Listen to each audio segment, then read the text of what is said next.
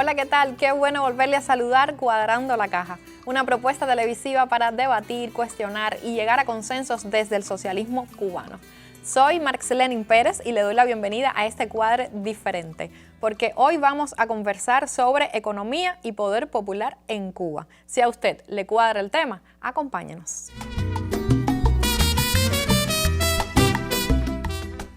Y para debatir sobre economía, poder popular en nuestro país a propósito de la Asamblea Nacional que concluyó recientemente, le doy la bienvenida al estudio al doctor en Ciencias Económicas Ayuban Gutiérrez, vicepresidente primero de la ANEC y profesor de Economía de la Facultad de Economía de la Universidad de La Habana. Bienvenido. Muchas gracias por la invitación. Bienvenido de vuelta, Ayuban, que yo creo que ya tú estás listo también para pasar al rol de moderador, porque ya tú eres de este equipo indiscutiblemente. Si me haces un contrato de empleo, te hacemos un contrato también. Hemos hecho programas sobre contratos en Cuadrando la Caja, así que estamos a tono. Y regresa, esta es su segunda vuelta, al programa Francisco Rodríguez, más conocido como Paquito, quien es vicepresidente de la UPEC y que también es periodista para temas económicos. Bienvenido de vuelta. Muchas gracias por llevar la cuenta. Te llevo la cuenta aquí cuadrado. Pero por lo que dice Ayuban, percibo que no pagan. No. Bueno, ese programa lo podemos tener en otra ocasión. Ya. En otra ocasión hablamos sobre esos temas. Hoy es para hablar sobre economía, poder popular, a propósito de la recién concluida Asamblea Nacional del Poder Popular. Vemos este material porque ya estamos cuadrando la caja. La economía cubana opera bajo muchos riesgos para cualquier decisión, derivados en buena medida de la feroz persecución enemiga. No podemos agregarle más con las insuficiencias propias.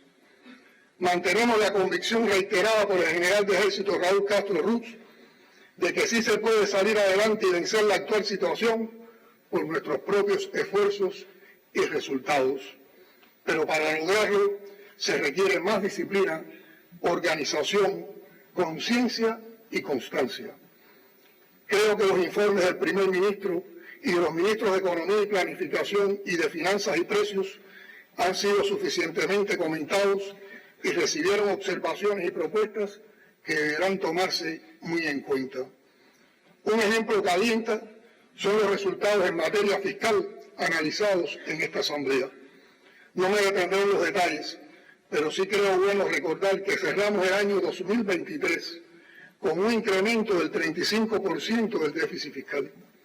Muchos recordarán la alarma que ello causó y el vaticinio fatalista de quienes calcularon hasta un decenio para recuperar ese indicador. Un año y medio después, la alentadora noticia es que sí pudimos lograr una reducción significativa. Incluso durante los primeros 4 meses de este año tuvimos resultados superavitarios y hasta este momento la cuenta corriente cierra sin déficit, lo cual hacía más de 10 años que no se lograba.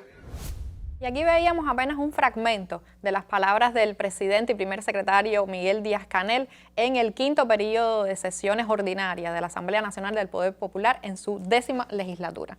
Y yo creo que se impone que comencemos preguntando cuáles son, a juicio de ustedes, los principales aportes que se pueden obtener de estas sesiones que recientemente concluyeron. Esos aportes que, por supuesto, en temas sobre todo enfatizando las cuestiones económicas que están en relación con nuestros principales desafíos en el día de hoy.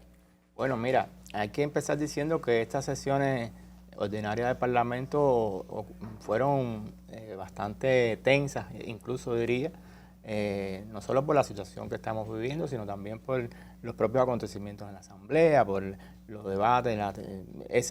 Se palpó una Asamblea polémica, una Asamblea que uno se sentía que estaba en el medio de algo importante que estaba sucediendo, y eso es muy importante. Incluso el seguimiento que le daba la ciudadanía a lo que estaba ocurriendo en la Asamblea también es muy importante. Yo siempre le trato de explicar a las personas, tratando de aterrizar estos temas que son tan complejos. Yo le digo que hay medidas que se ven y otras que no se ven, y las dos son importantes.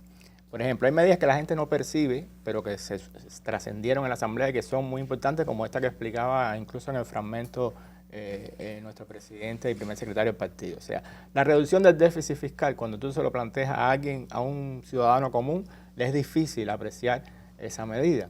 pero es algo básico para la salud de una economía, porque de eso dependen muchas cosas. Y eso fue una de las principales informaciones que trascendió en esta sesión de la Asamblea. Por ejemplo, la reducción del ritmo en que está creciendo la inflación es otro indicador interesante, que la gente no lo ve porque la gente sigue viendo los precios altos, la presión sobre el bolsillo, pero ya hay anuncios, ya hay síntomas de que empieza a mejorar en algunos aspectos.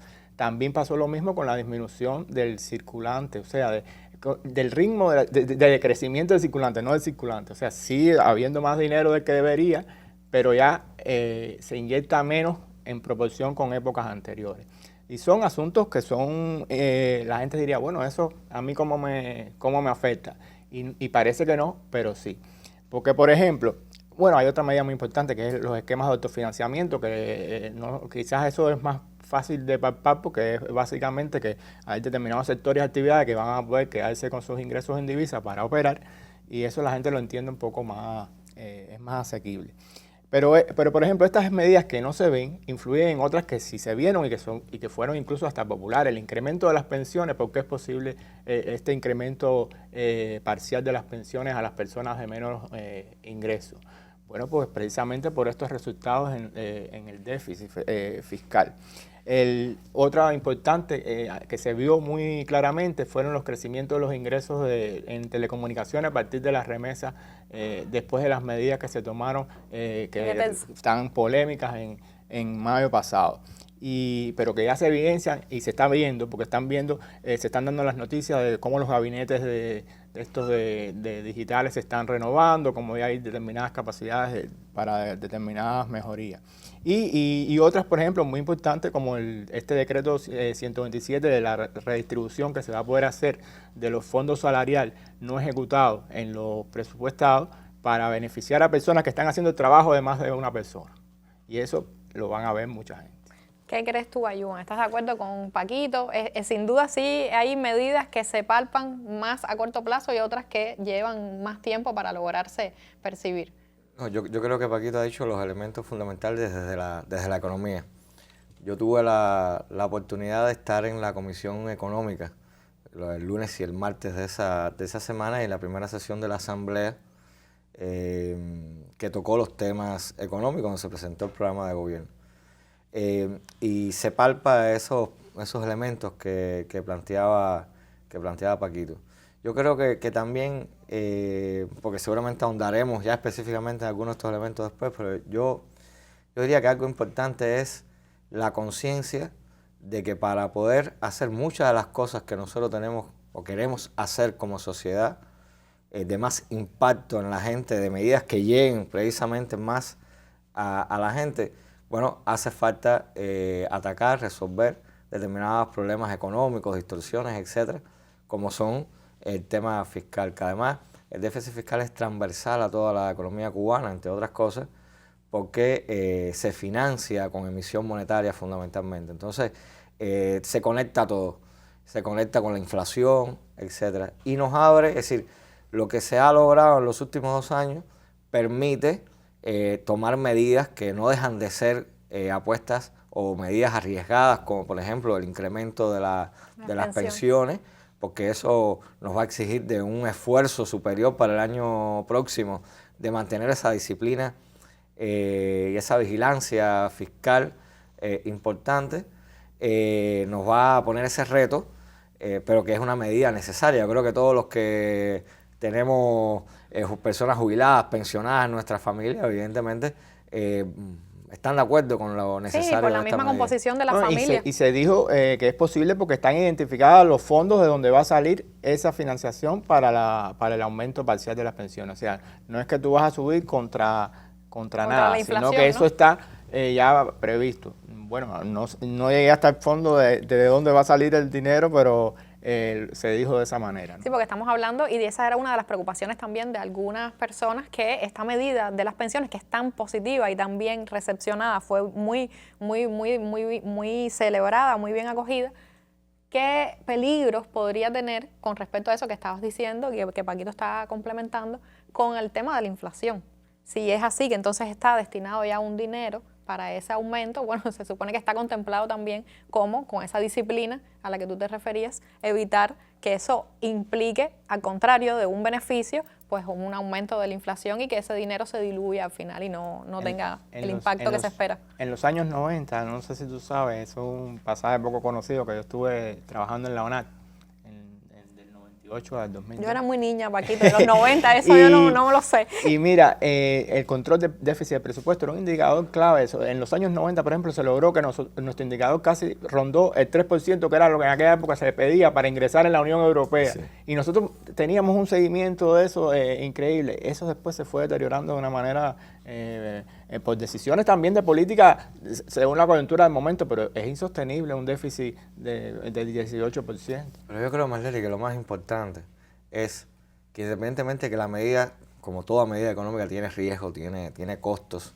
que además estoy seguro que se conocen cuáles son los costos probables o posibles que pueda tener esta medida, el hecho de haber resuelto o haber avanzado en algunas problemáticas en el campo fiscal, por ejemplo, nos pone en una mejor situación para asumir esos riesgos.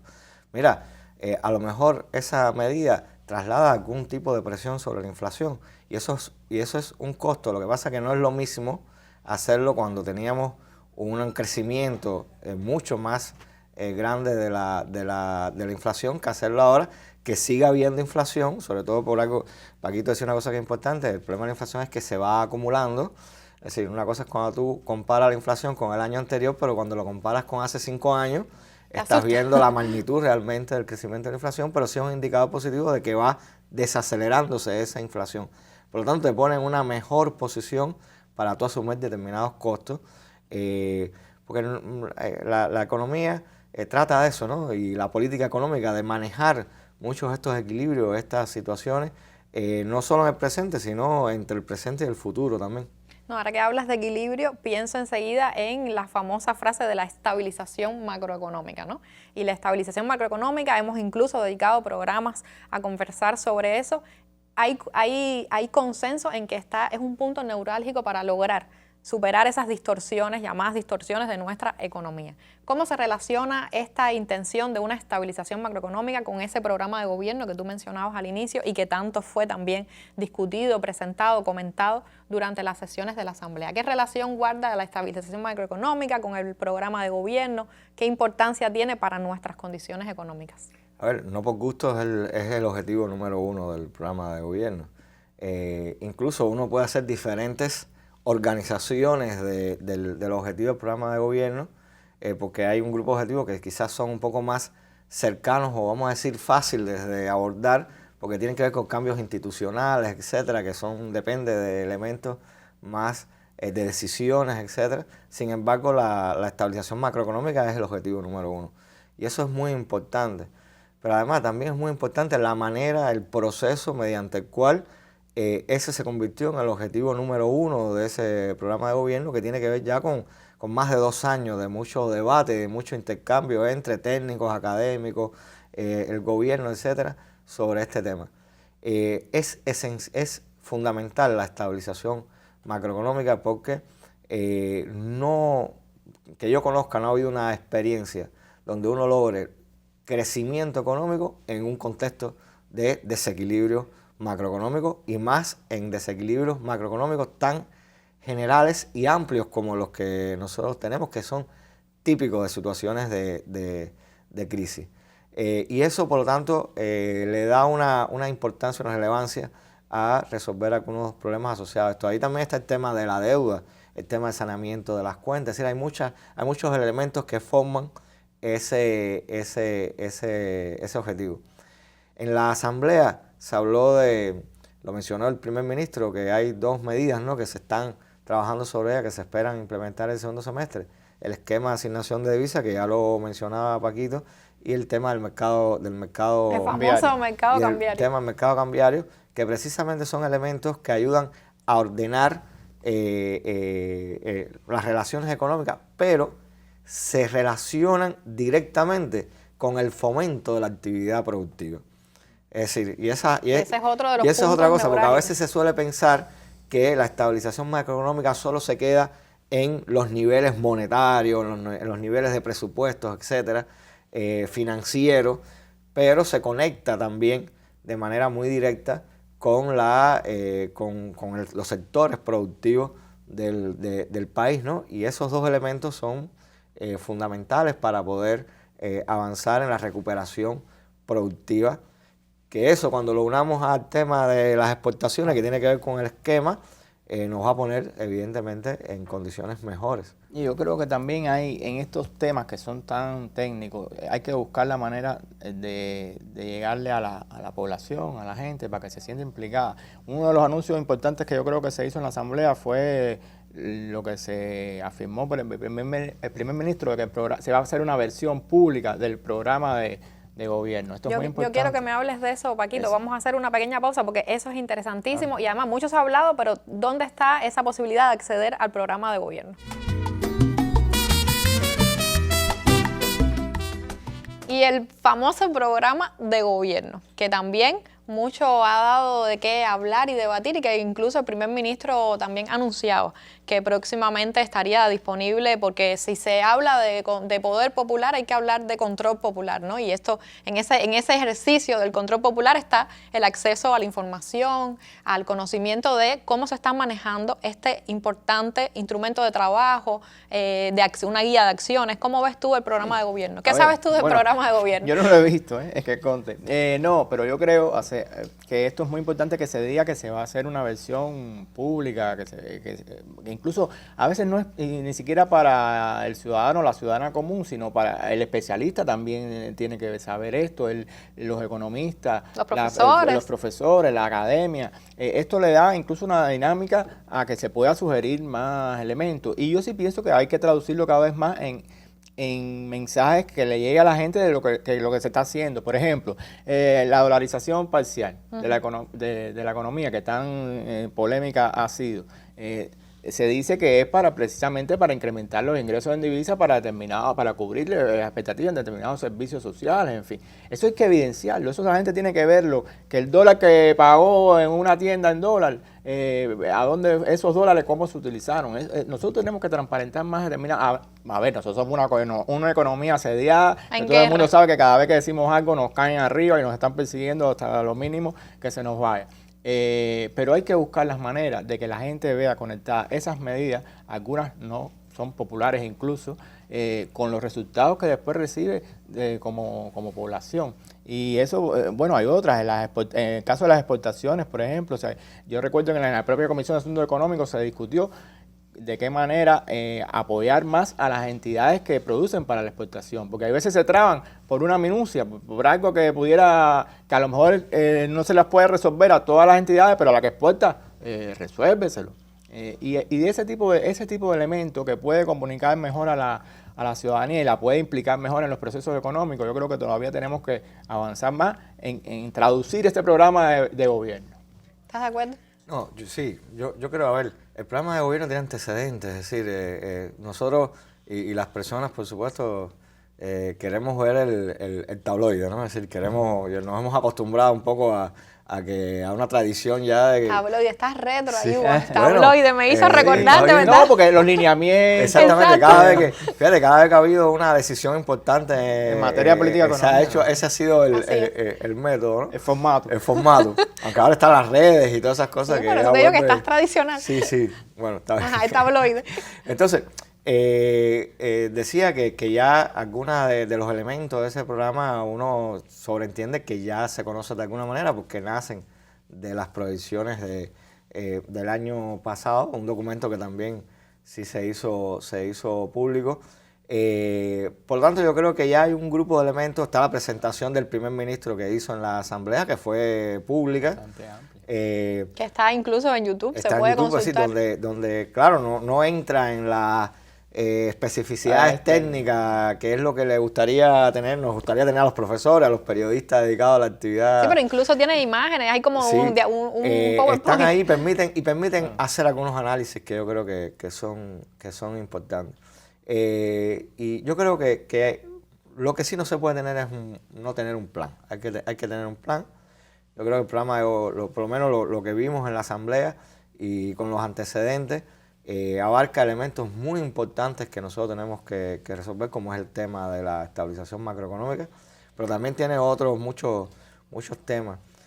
Por ejemplo, en la Asamblea se tocó, lo mencionaba Paquito, pero después en la primera sesión de la Asamblea, el primer día, el miércoles, un diputado, Jan Pedro, que es del Banco Central, hacía mucho hincapié en el tema de las divisas. Nosotros somos una economía abierta, pequeña, dependemos muchísimo del sector externo y dependemos mucho de las divisas. Por lo tanto, eso tiene que ser la prioridad. Por eso hay que alinear todos los elementos de ese programa articulado de manera orgánica para que realmente poner los esfuerzos fundamentales y los medios y las fuerzas fundamentales en los lugares críticos, en los puntos, yo diría, de ruptura crítica de la situación que nosotros tenemos. Y un punto es el tema de las divisas, claro, que por un lado tiene que ver con la exportación, con el fomento de la exportación.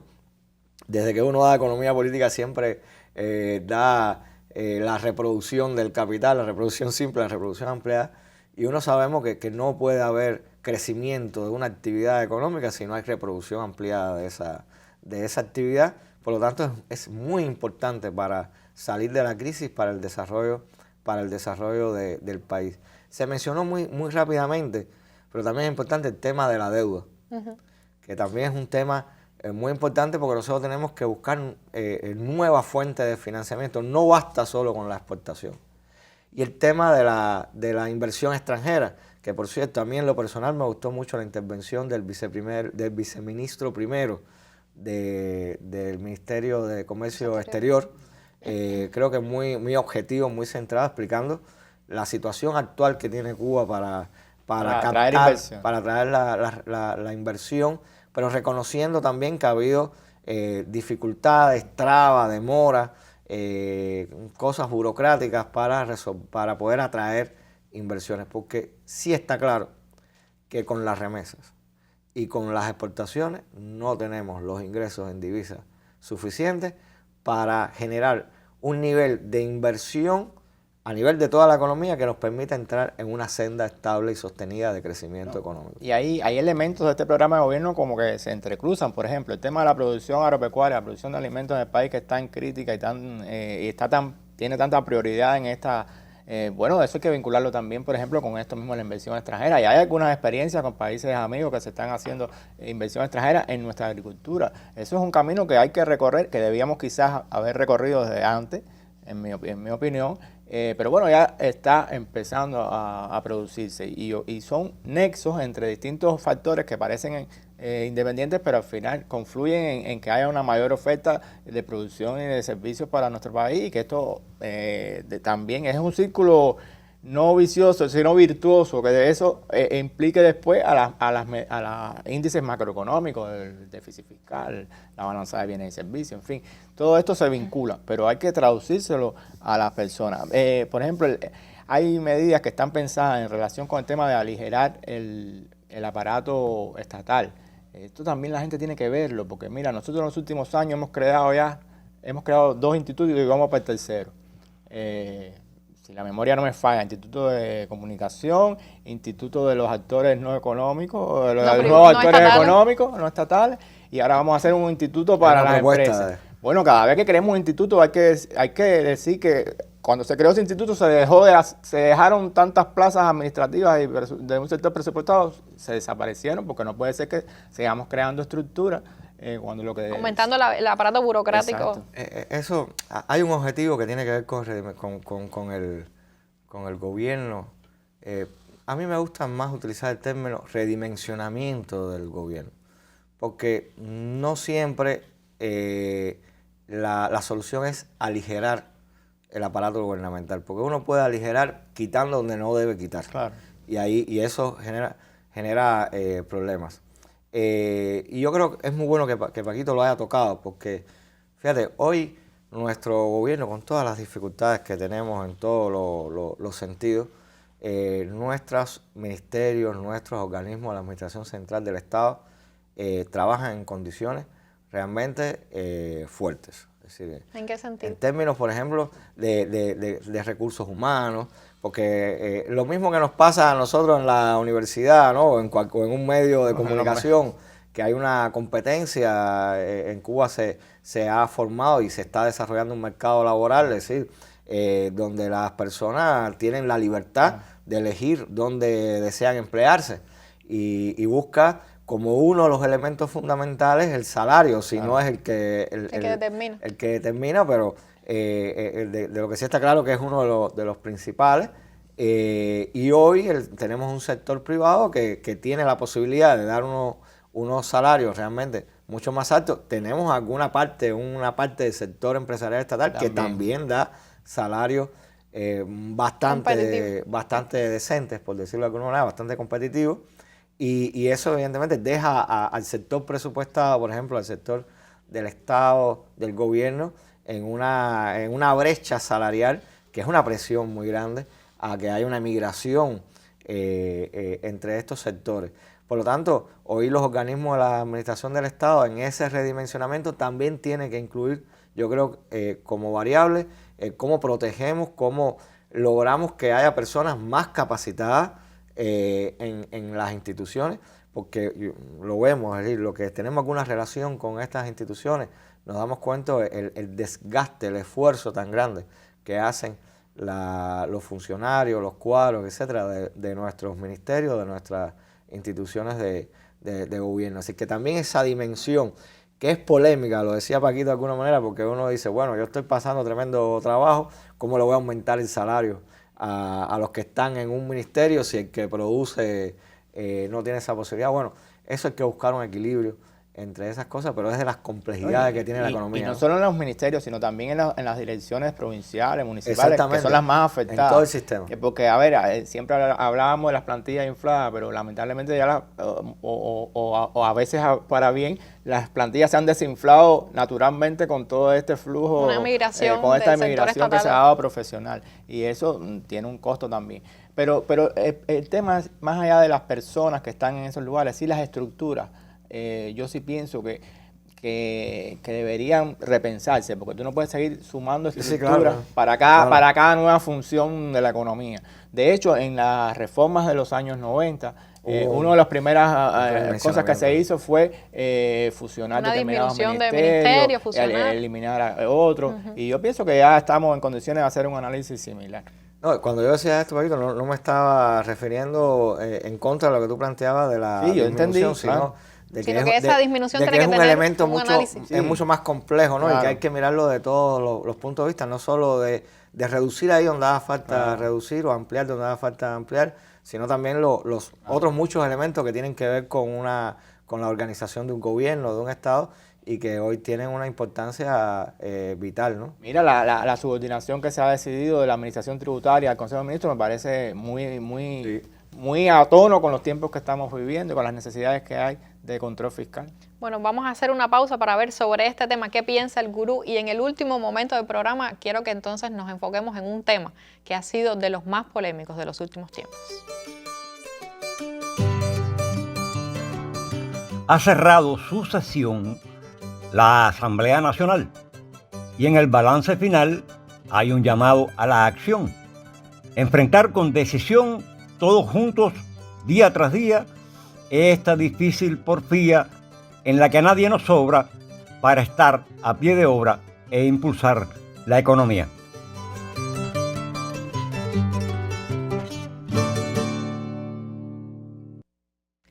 Y yo me quedo con este verso del gurú: nadie nos sobra.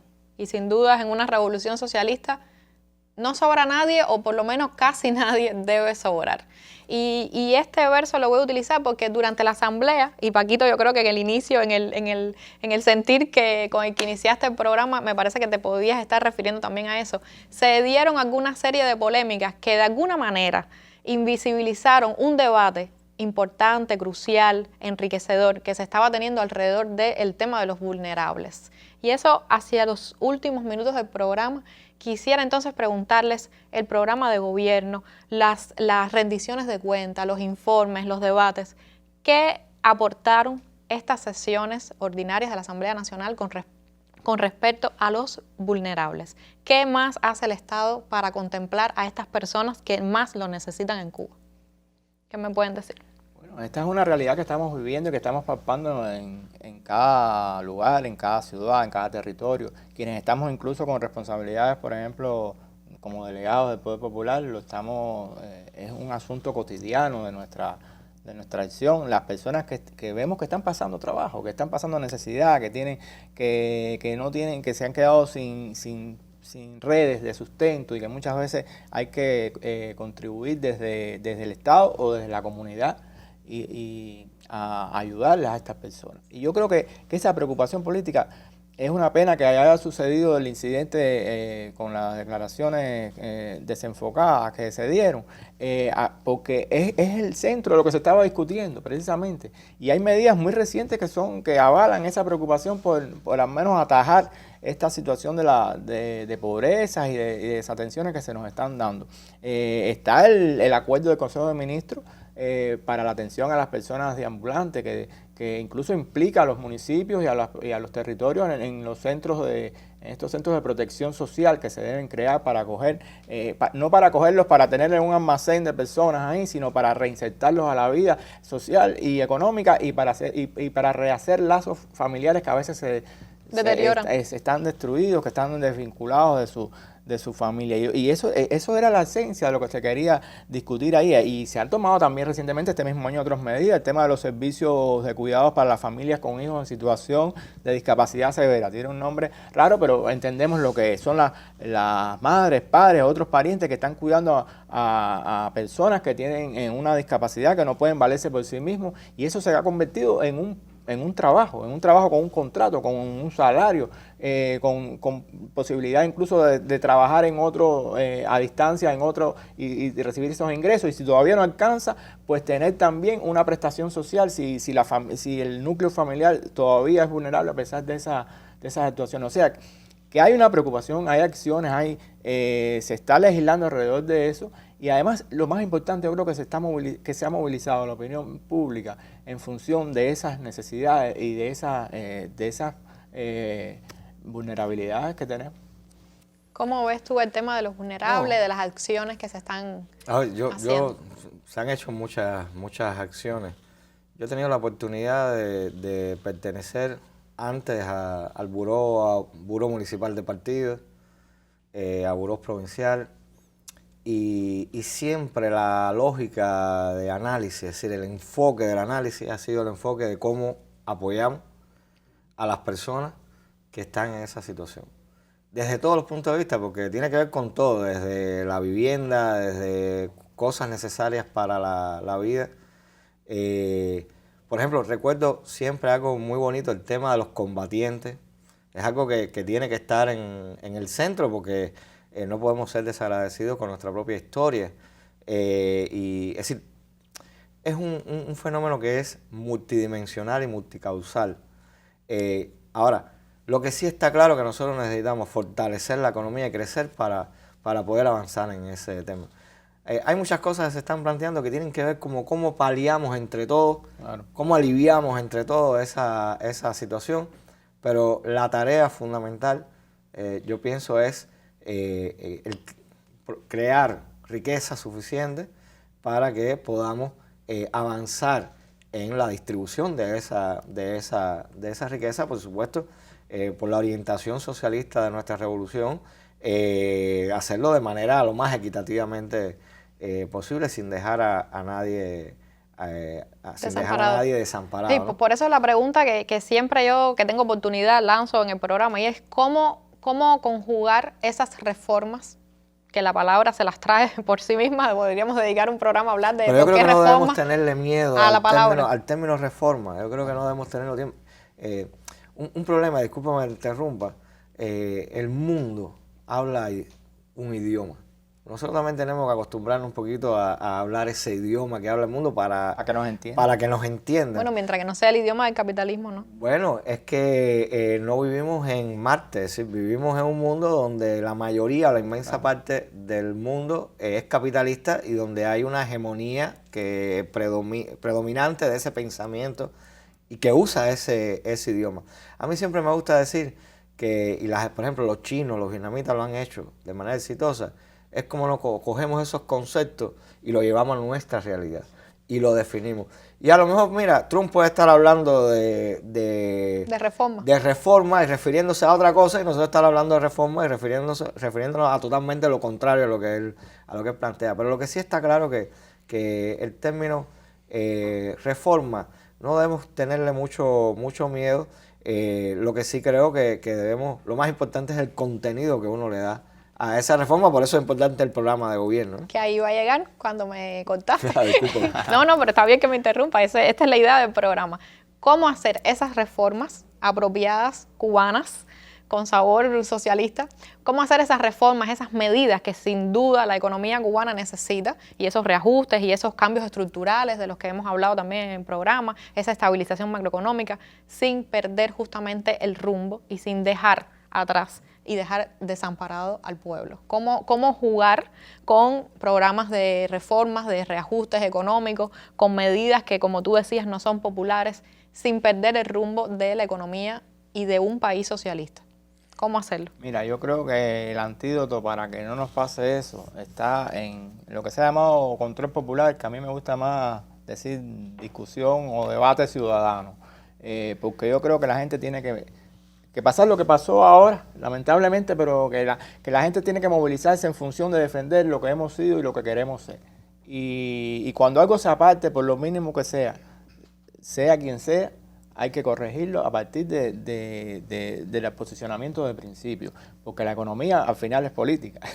Y yo creo que eso debe quedar muy claro en nuestra manera de actuar, en nuestra manera de entender lo que se está haciendo, y también de la exigencia que hay que tener sobre estas políticas y sobre estas medidas que se están tomando. Es la única manera que involucremos a toda la ciudadanía en este debate, en esta discusión, y a veces también puede ser que un criterio determinado no sea exactamente lo que se está pensando o con la intención que se ha aplicado. Bueno, también hay que explicar las cosas. A veces nosotros no somos muy buenos explicando las cosas.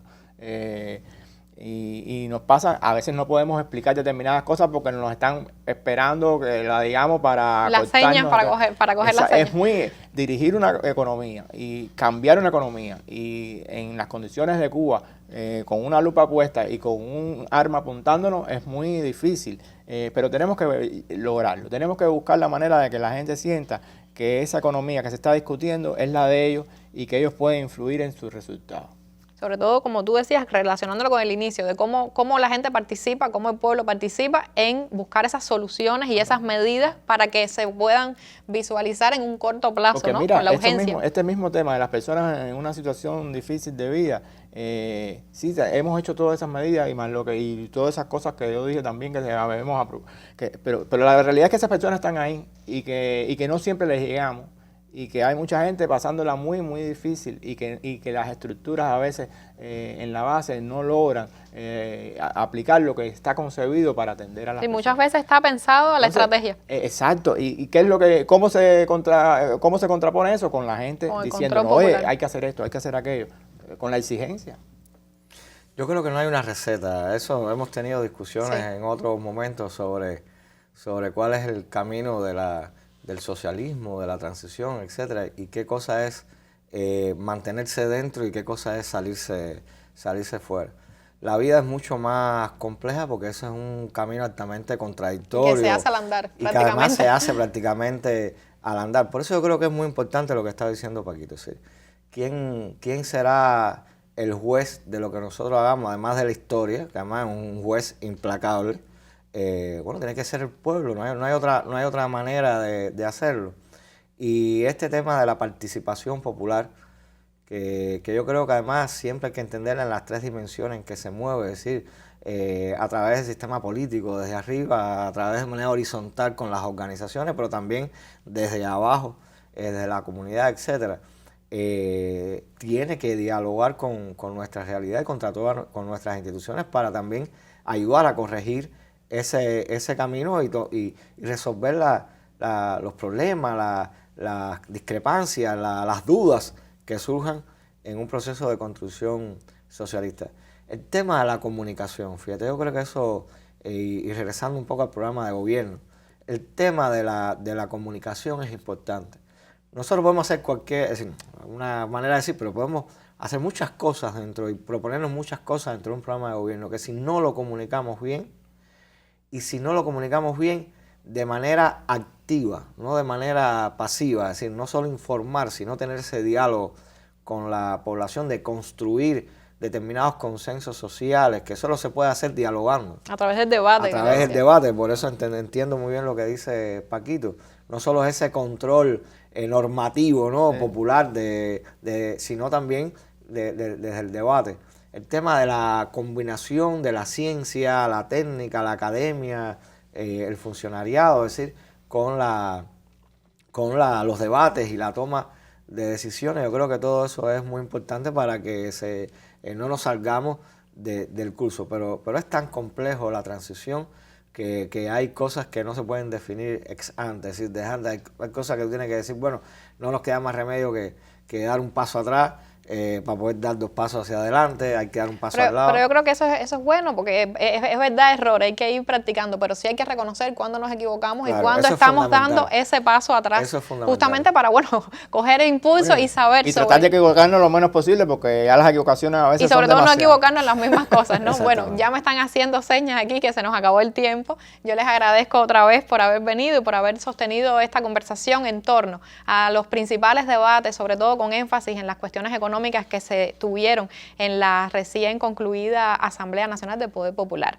Sobre este tema, como ya hemos venido diciendo, el debate en el centro de atención y de importancia suprema para avanzar en ese país que queremos y que podemos construir entre todos. Recuerde que no basta con interpretar y describir, hay que debatir mucho, pero también hay que participar para transformar nuestra realidad. Cuento con usted para hacerlo desde el socialismo cubano. Nos vemos pronto. Cubanos y el Timbirichi, levanta tu economía. No te olvides que un buen día naciste sin Timbirichi. Sin Timbirichi. No olvides al barrendero, al maestro y al doctor. Por un poco de dinero, unas botas de charol y un Timbirichi. Dice mi coro que